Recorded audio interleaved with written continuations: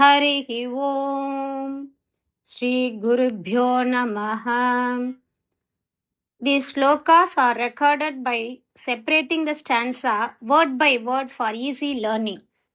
Please share your feedback in the comment. Kindly subscribe and share to others. Om Namo Bhagavate Vasudevaya. Om Namo Narayanaya.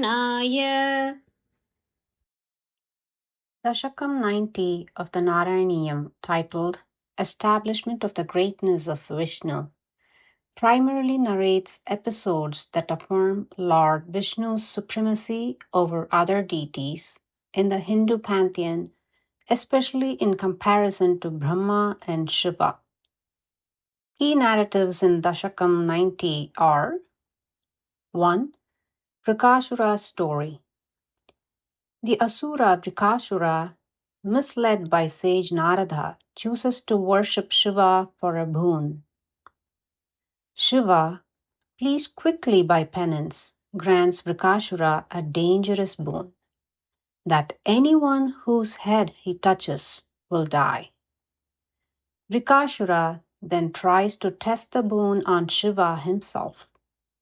Shiva runs in fear until Vishnu, disguised as a clever brahmachari, tricks Vrikashura into touching his own head, leading to the demon's death. This story demonstrates how Vishnu protects even Shiva and upholds dharma using intelligence, not force. 2. Bhrigu's test. Sages want to determine who among the Trimurti, that is Brahma, Vishnu, Shiva, is most sattvic, that is peaceful and pure in nature. Sage Bhrigu insults Brahma and Shiva, both of whom react with anger.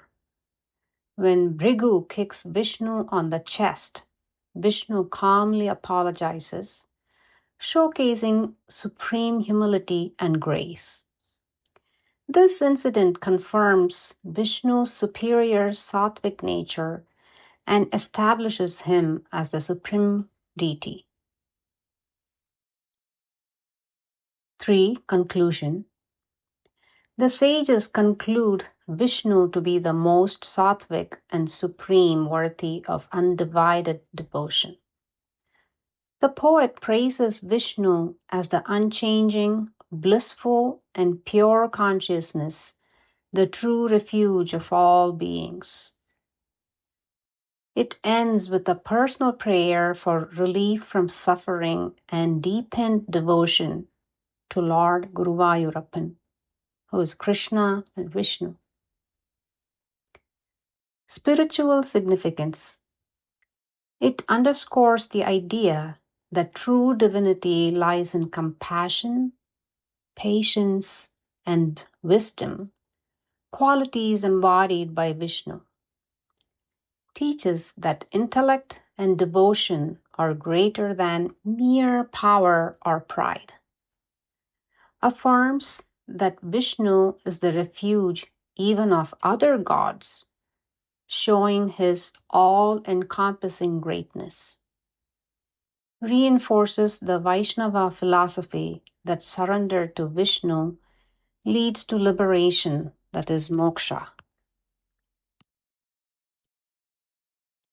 Narayaneeyam தசகம் 90 விஷ்ணுவின் மகத்துவத்தை நிலைநாட்டுதல் என்ற தலைப்பில் இந்து தெய்வக் குழுவில் குறிப்பாக பிரம்மா மற்றும் சிவனுடன் ஒப்பிடுகையில் ஸ்ரீ விஷ்ணுவின் மேன்மையை உறுதிப்படுத்தும் நிகழ்வுகளை முக்கியமாக விவரிக்கிறது. நாரத முனிவரால் தவறாக வழிநடத்தப்பட்ட அசுரன் விருகாசுரன் ஒரு வரத்திற்காக சிவனை வணங்கத் தேர்ந்தெடுத்தான்.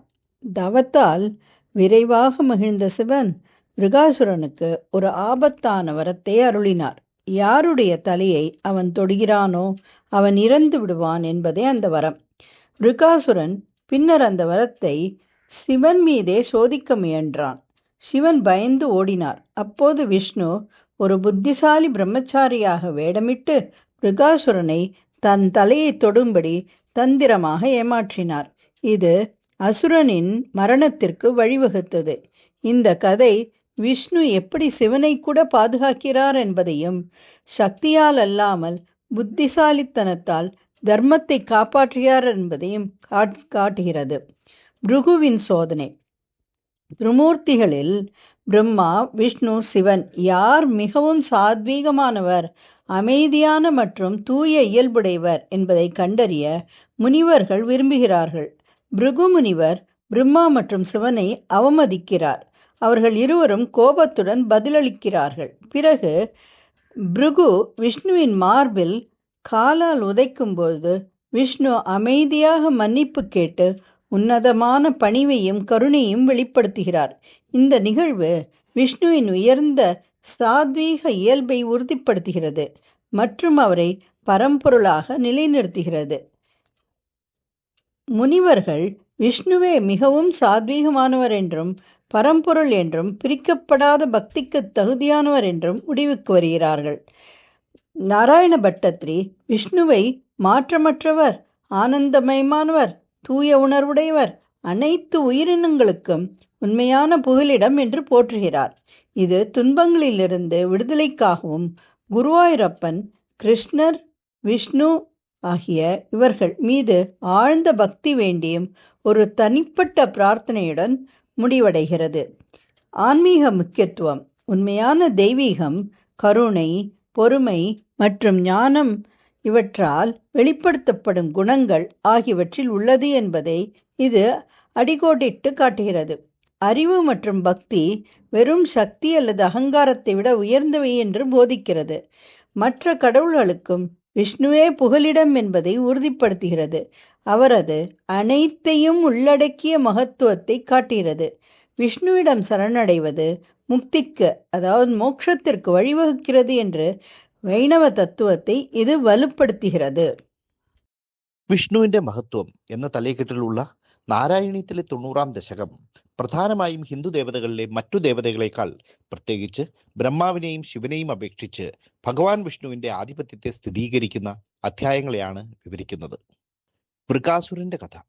നാരദ മഹർഷിയാൽ വഴിതെറ്റിക്കപ്പെട്ട അസുരനായ വൃകാസുരൻ ഒരു വരത്തിനു വേണ്ടി ശിവനെ ആരാധിക്കുവാൻ തീരുമാനിക്കുന്നു. തപസ്സിൽ സന്തുഷ്ടനായ ശിവൻ വൃകാസുരന് അപകടകരമായ ഒരു വരം നൽകുന്നു. അവൻ ആരുടെ തലയിൽ തൊടുന്നുവോ ആ ആൾ മരിക്കും. വൃകാസുരൻ ആ വരം ശിവനിൽ തന്നെ പരീക്ഷിക്കുവാൻ ശ്രമിക്കുന്നു. ശിവൻ ഭയന്നോടുന്നു. അങ്ങനെ അവസാനം മിടുക്കനായ ഒരു ബ്രഹ്മചാരിയുടെ വേഷം ധരിച്ച വിഷ്ണു വൃകാസുരനെ സ്വന്തം തലയിൽ തൊടാൻ കബളിപ്പിക്കുന്നു. ഇത് അസുരന്റെ മരണത്തിലേക്ക് നയിച്ചു. വിഷ്ണു ശിവനെപ്പോലും എങ്ങനെ സംരക്ഷിക്കുന്നു എന്നും ബലപ്രയോഗത്തിലൂടെയല്ല ബുദ്ധി ഉപയോഗിച്ച് ധർമ്മം നിലനിർത്തുന്നുവെന്നും ഈ കഥ കാണിക്കുന്നു. ത്രിമൂർത്തികളിൽ ആരാണ് ഏറ്റവും സാത്വികൻ എന്ന് നിർണയിക്കുവാൻ ഋഷിമാർ ആഗ്രഹിക്കുന്നു. ഭൃഗുമുനി ബ്രഹ്മാവിനെയും ശിവനെയും അപമാനിക്കുന്നു. ഇരുവരും കോപത്തോടെ പ്രതികരിക്കുന്നു. ഭൃഗു വിഷ്ണുവിന്റെ നെഞ്ചിൽ ചവിട്ടുമ്പോൾ വിഷ്ണു ശാന്തമായി ക്ഷമാപണം നടത്തുന്നു. അത്യുന്നതമായ വിനയവും കൃപയും പ്രകടിപ്പിക്കുന്നു. ഈ സംഭവം വിഷ്ണുവിന്റെ ഉന്നതമായ സാത്വിക സ്വഭാവത്തെ സ്ഥിരീകരിക്കുകയും അവനെ പരമദേവനായി സ്ഥാപിക്കുകയും ചെയ്യുന്നു. ഋഷിമാർ വിഷ്ണുവിനെ ഏറ്റവും സാത്വികനും പരമോന്നതനുമാണെന്ന് നിഗമനം ചെയ്യുന്നു. അവിഭാജ്യമായ ഭക്തിക്ക് യോഗ്യനുമാണ്. എല്ലാ ജീവജാലങ്ങളുടെയും യഥാർത്ഥ അഭയസ്ഥാനമായ മാറ്റമില്ലാത്ത ആനന്ദപൂർണമായ ശുദ്ധമായ ബോധമായി കവി വിഷ്ണുവിനെ സ്തുതിക്കുന്നു. ദുരിതങ്ങളിൽ നിന്നുള്ള മോചനത്തിനും ഗുരുവായൂരപ്പനോടുള്ള ഭക്തിയിലേക്കും ആഴത്തിലുള്ള ഒരു വ്യക്തിപരമായ പ്രാർത്ഥനയോടെയാണ് ഇത് അവസാനിക്കുന്നത്. ആത്മീയ പ്രാധാന്യം. വിഷ്ണുവിന്റെ ഗുണങ്ങളായ കാരുണ്യം, ക്ഷമ, ജ്ഞാനം എന്നിവയിലാണ് യഥാർത്ഥ ദിവ്യത്വം സ്തുതി ചെയ്യുന്നത് എന്ന ആശയം ഇത് അടിവരയിടുന്നു. ബുദ്ധിയും ഭക്തിയും വെറും ശക്തിയെക്കാളും അഹങ്കാരത്തെക്കാളും വലുതാണെന്ന് പഠിപ്പിക്കുന്നു. വിഷ്ണു മറ്റു ദേവന്മാരുടെ പോലും അഭയസ്ഥാനമാണെന്ന് സ്ഥിരീകരിക്കുന്നു. അവന്റെ സർവവ്യാപിയായ മഹത്വം കാണിക്കുന്നു. വിഷ്ണുവിന് കീഴടങ്ങുന്നത് മോചനത്തിലേക്ക് നയിക്കുന്ന വൈഷ്ണവ തത്വചിന്തയെ ശക്തിപ്പെടുത്തുന്നു. ദശകം 90, ശ്ലോക 1. O Supreme Lord, the episodes of Prakashura, sage Bhrigu, your Mohini form, and the story of Ambarisha only proves here that your majesty and superiority surpasses all other deities like Shiva and others. You are not different from your formless form, Nishkala, and your forms like Shiva, Brahma. You shine in an indescribable manner as the very essence of all. தசகம் 90 ஸ்லோகம் 1 எளிய அர்த்தம்.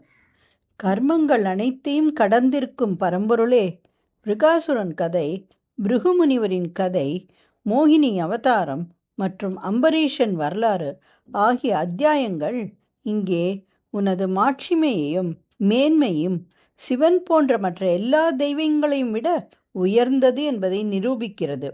நீ உனது உருவமற்ற வடிவம், அதாவது நிஷ்கல, மற்றும் சிவன், பிரம்மா போன்ற உனது வடிவங்களிலிருந்து வேறுபட்டவர் அல்ல. நீ அனைவரின் சாரமாக விவரிக்க முடியாத வகையில் பிரகாசிக்கிறாய். ഹേ പരമോന്നതനായ ദൈവമേ, വൃകാസുരൻ, ഭൃഗമുനി, അങ്ങയുടെ മോഹിനി രൂപം, അംബരീഷിന്റെ കഥ എന്നിവയിലെ അധ്യായങ്ങൾ ഇവിടെ തെളിയിക്കുന്നത് അങ്ങയുടെ മഹത്വവും ശ്രേഷ്ഠതയും ശിവൻ തുടങ്ങിയ മറ്റെല്ലാ ദേവതകളെയും മറികടക്കുന്നു എന്നതാണ്. അങ്ങയുടെ രൂപരഹിതമായ രൂപത്തിൽ നിന്നും ശിവൻ, ബ്രഹ്മാവ് തുടങ്ങിയ രൂപങ്ങളിൽ നിന്നും വ്യത്യസ്തമല്ല. എല്ലാത്തിനും സത്തയായി അങ്ങ് വർണ്ണിക്കാൻ കഴിയാത്ത രീതിയിൽ പ്രകാശിക്കുന്നു. ಶ್ರೀಮನ್ ನಾರಾಯಣೀಯಂ ದಶಕಂ 90 ಶ್ಲೋಕ 1. ವೃಕ ಭೃಗುಮುನಿ ಮೋಹಿನೋ ಅಂಬರೀಷ. ವೃಕ ಭೃಗುಮುನಿ ಮೋಹಿನೋ ಅಂಬರೀಷ. ವೃಕ ಭೃಗುಮುನಿ ಮೋಹಿನೋ ಅಂಬರೀಷ. ಆದಿವೃತ್ತೇಷು ಆದಿವೃತ್ತೇಷು ಆದಿವೃತ್ತೇಷು. ವೃಕಭೃಗು ಮುನಿ ಮೋಹಿನೋಂಬರೀಷಾದಿವೃತ್ತೇಷು. ವೃಕಭೃಗು ಮುನಿ ಮೋಹಿನ್ಯಂಬರೀಷಾದಿವೃತ್ತೇಷು. ವೃಕಭೃಗು ಮುನಿ ಮೋಹಿನ್ಯಂಬರೀಷಾದಿವೃತ್ತೇಷು. ವೃಕಭೃಗು ಮುನಿ ಮೋಹಿನ್ಯಂಬರೀಷಾದಿವೃತ್ತೇಷು. ಅಯಿ ತವ ಹಿ ಮಹತ್ವಂ ಅಯಿ ತವ ಹಿ ಮಹತ್ವಂ ಅಯಿ ತವ ಹಿ ಮಹತ್ವಂ. ಸರ್ವ ಶರ್ವ ಆದಿ ಚೈತ್ರಂ ಸರ್ವ ಶರ್ವ ಆದಿ ಚೈತ್ರಂ ಸರ್ವ ಶರ್ವಾದಿ ಚೈತ್ರಂ ಸರ್ವ ಶರ್ವಾದಿ ಚೈತ್ರಂ ಸರ್ವ ಶರ್ವಾದಿ ಚೈತ್ರಂ. ಅಯಿ ತವ ಹಿ ಮಹತ್ವಂ ಸರ್ವ ಶರ್ವಾದಿ ಚೈತ್ರಂ ಅಯಿ ತವ ಹಿ ಮಹತ್ವಂ ಸರ್ವ ಶರ್ವಾದಿ ಚೈತ್ರಂ ಅಯಿ ತವ ಹಿ ಮಹತ್ವಂ ಸರ್ವ ಶರ್ವಾದಿ ಚೈತ್ರಂ. ವೃಕಭೃಗು ಮುನಿ ಮೋಹಿನ್ಯಂಬರೀಷಾದಿವೃತ್ತೈಷ್ವಯಿ ತವ ಹಿ ಮಹತ್ವಂ ಸರ್ವ ಶರ್ವಾದಿ ಚೈತ್ರಂ. ವೃಕಭೃಗು ಮುನಿ ಮೋಹಿನ್ಯಂಬರೀಷಾದಿವೃತ್ತೇಷ್ವಯಿ ತವ ಹಿ ಮಹತ್ವಂ ಸರ್ವ ಶರ್ವಾದಿ ಚೈತ್ರಂ. ವೃಕಭೃಗು ಮುನಿ ಮೋಹಿನ್ಯಂಬರೀಷಾದಿವೃತ್ತೇಷ್ವಯಿ ತವ ಹಿ ಮಹತ್ವಂ ಸರ್ವ ಶರ್ವಾದಿ ಚೈತ್ರಂ. ಸ್ಥಿತಂ ಇಹ ಪರಮಾತ್ಮನ್ ಸ್ಥಿತಮಿಹ ಪರಮಾತ್ಮನ್ ಸ್ಥಿತಮಿಹ ಪರಮಾತ್ಮನ್ ಸ್ಥಿತಮಿಹ ಪರಮಾತ್ಮನ್. ನಿಷ್ಕಲ ಅರ್ವಾಕ ಅಭಿನ್ನಂ ನಿಷ್ಕಲ ಅರ್ವಾಕ ಅಭಿನ್ನಂ. ನಿಷ್ಕಲಾವಾರ್ಗ ಭಿನ್ನಂ ನಿಷ್ಕಲಾವಾರ್ಗ ಭಿನ್ನಂ ನಿಷ್ಕಲಾವಾರ್ಗ ಭಿನ್ನಂ. ಸ್ಥಿತಮಿಹ ಪರಮಾತ್ಮನ್ ನಿಷ್ಕಲಾವಾರ್ಗ ಭಿನ್ನಂ ಸ್ಥಿತಮಿಹ ಪರಮಾತ್ಮನ್ ನಿಷ್ಕಲಾವಾರ್ಗ ಭಿನ್ನಂ ಸ್ಥಿತಮಿಹ ಪರಮಾತ್ಮನ್ ನಿಷ್ಕಲಾವಾರ್ಗ ಭಿನ್ನಂ. ಕಿಂ ಅಪಿ ಯತ್ ಅವಭಾತಂ ಕಿಂ ಅಪಿ ಯತ್ ಅವಭಾತಂ ಕಿಮಪಿ ಯದವಭಾತಂ ಕಿಮಪಿ ಯದವಭಾತಂ ಕಿಮಪಿ ಯದವಭಾತಂ. ತತ್ ಹಿ ರೂಪಂ ತವ ಏವ ತತ್ ಹಿ ರೂಪಂ ತವ ಏವ ತದ್ದಿ ರೂಪಂ ತವೈವ ತದ್ದಿ ರೂಪಂ ತವೈವ ತದ್ದಿ ರೂಪಂ ತವೈವ. ಕಿಮಪಿ ಯದವಭಾತಂ ತದ್ದಿ ರೂಪಂ ತವೈವ ಕಿಮಪಿ ಯದವಭಾತಂ ತದ್ದಿ ರೂಪಂ ತವೈವ ಕಿಮಪಿ ಯದವಭಾತಂ ತದ್ದಿ ರೂಪಂ ತವೈವ. स्थितमिह परमात्मन् निष्कलार्वागभिन्नं किमपि यदवभातं तद्धि रूपं तवैव। स्थितमिह परमात्मन् निष्कलार्वागभिन्नं किमपि यदवभातं तद्धि रूपं तवैव। स्थितमिह परमात्मन् निष्कलार्वागभिन्नं किमपि यदवभातं तद्धि रूपं तवैव।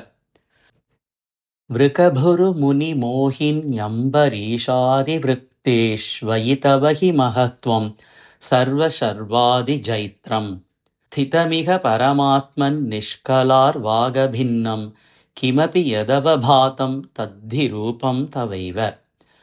वृकभृगुमुनिमोहिन्यम्बरीषादिवृत्तेष्वयि तव हि महत्त्वं सर्वशर्वादिजैत्रम्।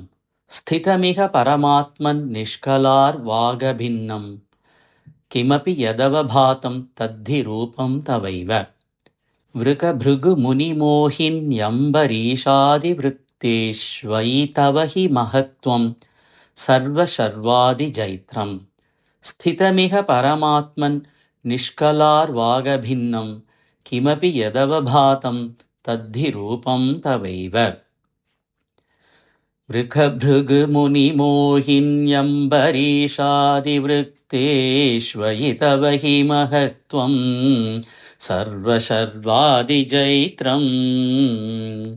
स्थितमिह परमात्मन् निष्कलार्वागभिन्नं किमपि यदवभातं तद्धि रूपं तवैव। वृकभृगुमुनिमोहिन्यम्बरीषादिवृत्तेष्वयि तव हि महत्त्वं सर्वशर्वादिजैत्रम्। स्थितमिह परमात्मन् निष्कलार्वागभिन्नं किमपि यदवभातं तद्धि रूपं तवैव।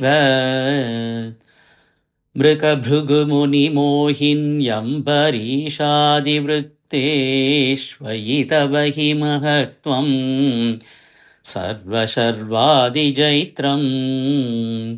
स्थितमिह परमात्मन् निष्कलार्वागभिन्नं किमपि यदवभातं तद्धि रूपं तवैव। वृकभृगुमुनिमोहिन्यम्बरीषादिवृत्तेष्वयि तव हि महत्त्वं सर्वशर्वादिजैत्रम्। स्थितमिह परमात्मन् निष्कलार्वागभिन्नं किमपि यदवभातं तद्धि रूपं तवैव।